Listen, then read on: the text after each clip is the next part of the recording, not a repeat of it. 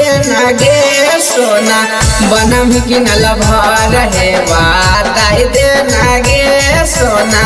बनम किनल भर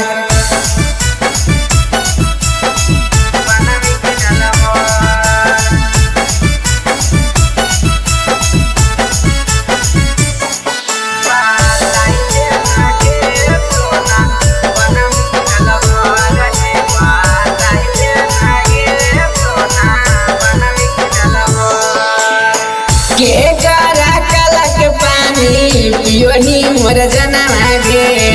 दिन दिन खिलल जाओ तोरो बदनवा गे के करा कलक पानी पियोही मोर जनवा गे दिन दिन खिलल जाओ तोरो बदनवा गे कहाँ तोरा घरवा के जानू कहाँ कहाँ तोरा घरवा के सोना कहाँ हो बाजार गे बताई देना गे सोना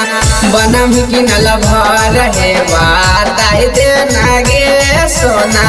बनम किनल भर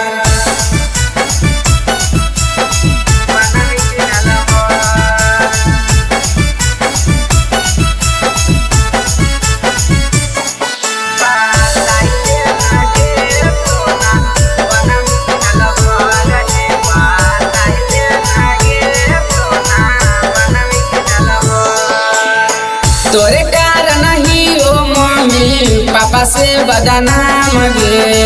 रतिया के 2 बजे ले जगोही हो हम गे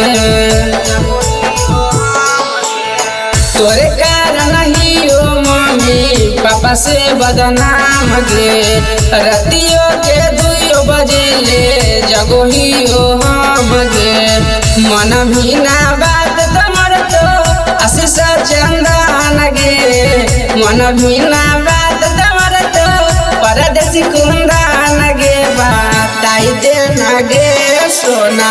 बनम किनल भर है बताई देना गे सोना बनम किनल भर।